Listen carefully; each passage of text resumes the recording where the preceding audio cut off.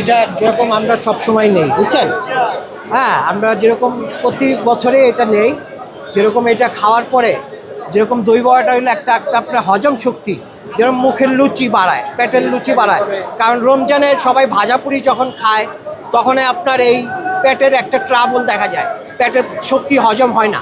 ঠিক আছে, এটা যদি আপনার দই বড়াটা যখন খায় তখন আপনার ওই পেটটা আর কি ঠান্ডা হয়ে যায়, হজম শক্তিটা বৃদ্ধি পায়। ঠিক আছে, আর আপনার পেট একবারে ক্লিয়ার, একদম গ্যাস যাদের আছে, গ্যাসের সমস্যা, এরা যদি এটা খায় সেই জন্য আরও অনেক ভালো।